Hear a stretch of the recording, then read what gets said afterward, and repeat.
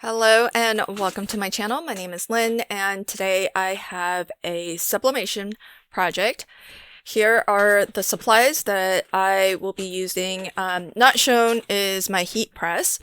I will be making a decorative sign, which is the Artist Spree Blank of the Month for July 2024. I also have a rainbow assortment of the Artist Spree paints. So you could, instead of the paints, if you don't have them, you could use markers, the Artist Spree markers, or you could use the Artist Spree ink pads. Whatever you'd like. I think all of the different media supplies that Artist Spree has comes in a rainbow of colors, and any of them will work for this. And the Artist Spree heat resistant transfer mask. That's going to be a fun one to work with. Besides that, I've got my little tray here for mixing my paints a little bit, a brush, and a weeding tool. Besides that, the basics of your heat tape and protective sheet, protective mat, all of that good stuff. I'm going to start off by creating a rainbow background. So I've got plain old copy paper here. For any project where you're using Artist Spree media supplies, you don't need anything fancy to create your design. You just need your media supplies and plain old copy paper. It doesn't have to be anything premium or expensive. What I'm doing is I'm just going to brush a rainbow pattern, and what I'm aiming to do is get very saturated color, a very solid line of that color, and then towards either ends I am looking to maybe feather the color out a little bit. And what I'm doing in the little trays is I'm just mixing in a little bit of water. And as I clean my brush off, I kind of clean it off with some water and mix a little bit of that previous color in with it. And that way I can use that mixture to blend and create a little bit of a smoother blend in between as one color moves to the next. That's just one way to get a little bit. I'm not looking for like a super smooth blend, but I do want a little bit of a overlapping coverage so that it doesn't look like I have very, discrete, definitive lines. Although I think that look would just be a different look that would be very nice as well. So it just kind of depends on what you're going for. And this can be really any design, any pattern that you want to paint. But I figured just this rainbow ombre from pink to purple would be a lot simpler because I'm not an artist by any stretch, and so something that I can do very easily. And this would be actually a really fun kids project because I think they could do that too. Now I've got the sign here, and what I'm gonna do is, if you have a lint roller, I would suggest using a lint roller, but if not, rolling up a bit of masking tape or packing tape, anything that you have that will grab dust would be excellent.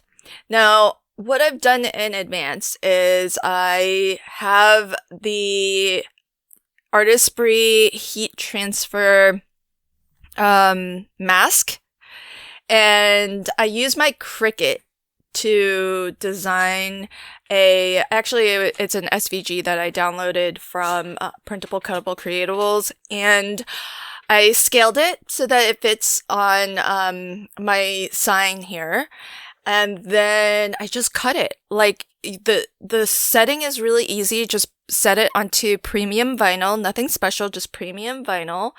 Make sure that you're cutting into the green heat tape mask and not the clear plastic carrier. And if you're having a hard time telling what's what, just go to a corner and lift up the corner. And when you peel back a little bit, if what you're peeling back is green, you want that face up.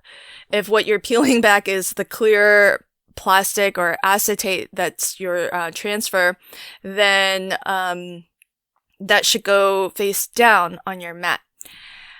What I'm going to do is just carefully weed out the positive letters of the design. And the design just says choose happy, and it's got a really cute little happy face at the tail end there. And I'm just using my weeding tool to roughly position this in the right place. What's going to happen is that where we have the green heat transfer mask, that's going to protect our blank from receiving any of the ink when we go to sublimate this sign.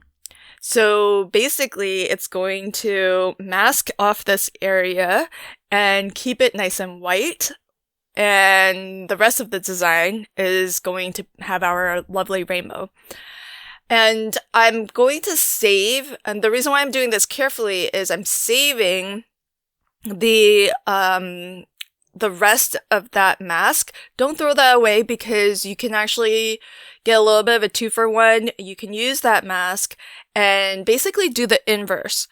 So instead of the background that you create, in my case, the rainbow, instead of it flooding the background of your sign and the letters being in white, you'll have the reverse of that. You'll have the sign will be white and the letters will be whatever your design is.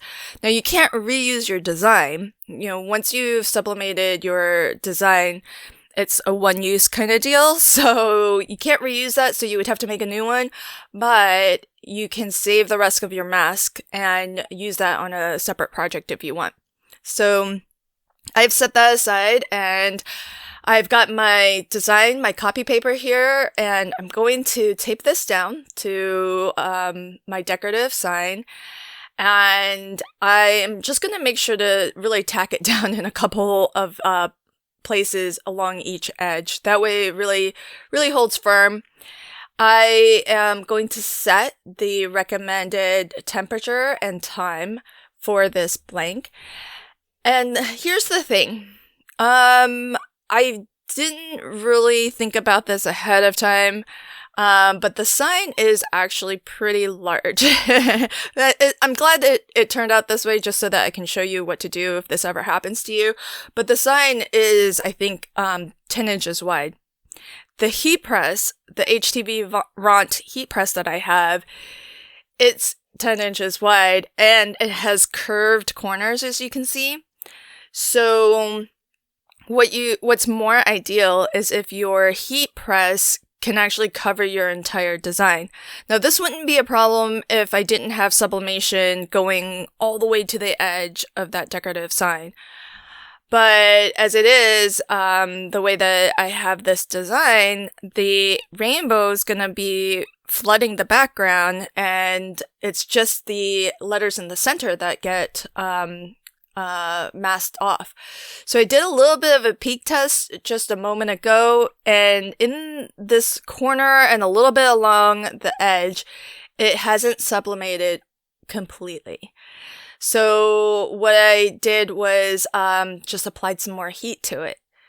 So that's the reason to do the peek test, is so that if your design hasn't transferred 100% yet, you can take another attempt at getting some more heat on there and really making sure that it looks the way that you'd like. Now, I wanted to be careful not to overheat the areas that did transfer okay. So I didn't want to apply too much more heat, but I saw a couple different areas that where the heat hadn't transferred yet. So I wanted to just make sure I hit those.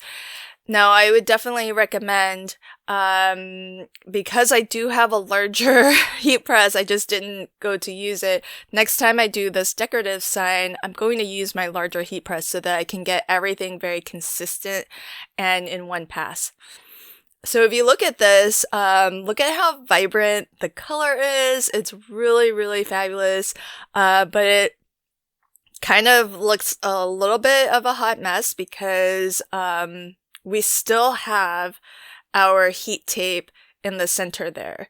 So the fun part will be to actually peel off that mask to reveal the letters, the native color of the sign, which in this case is white. So what I wanted to be sure to also mention, though, I started to use my weeding tool, which I was trying to be very, very careful with, because the sign is really nice. It has a very nice, smooth, glossy finish to it, and you don't want to scratch that up, especially since the beauty of sublimation is that because the ink transfers into the physical, blank, it's completely smooth. And it doesn't change. It doesn't have like an extra layer on top of the sign or anything like that. So at this point, it would be a real shame to kind of scuff it up and create gouges or scrapes or scratches. So I found that it's actually not that hard to peel up this mask by just using my fingernail along the edges. So I would definitely recommend that. Don't try to scrape at this, because you might end up scratching your sign. But you can see how awesome it looks when you start to peel back the mask and it reveals that bright white against the rainbow background that we have going on here. Now, I will say that in some areas I got a little bit of yellowing, but part of that might be that I applied a little bit too much heat. So that could be one thing. And so I would, especially since I had to go back and add more heat, because not all of the design transferred the first time.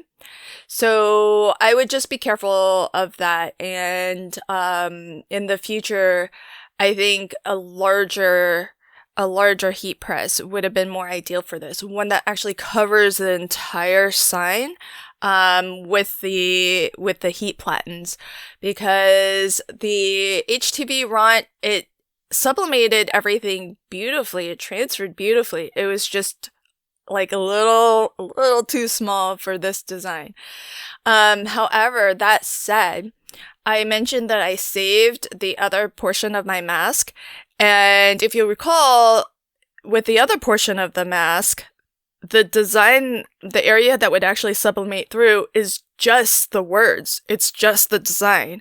And that area would fit 100% under the HTV Ront. So the size that you're looking for is not necessarily the size of your blank, but rather the size of the design that you are trying to transfer. So Choose Happy, I think, is only like maybe 4 inches tall and about 6 or 7 inches wide, which would fit very comfortably under the HTV Ront.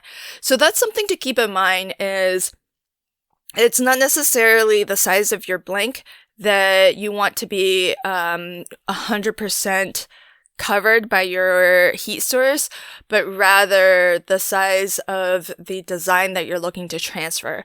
That's what you want to ensure is going to get covered. And you can see like the yellowing that I got was more towards that right side, and that's because it's on that right side where I didn't get 100% transfer. And so that's the side that actually got a little bit of extra heat as I was working to completely transfer, especially the edges along that right side. So it's a learning experience. You're not going to have 100% success every time out of the gates with sublimation, but my husband said that it's still very, very nice, and if we gave it to somebody, he would still be proud to give it to somebody in our family. And so I take that as encouragement that it's still really lovely, and maybe not quite as noticeable. Maybe not everybody's quite as picky as I would be with this, but but I want to pass on those couple of tips just in case you are making something that perhaps you want to sell. If you want to really keep it nice and bright white, I would definitely recommend trying to make sure that your design fits 100% under your heat press so that you only need to really press it the one time. All right, so that's my project for today. I hope that you enjoyed it, and until next time, happy crafting and have a fabulous day. Bye.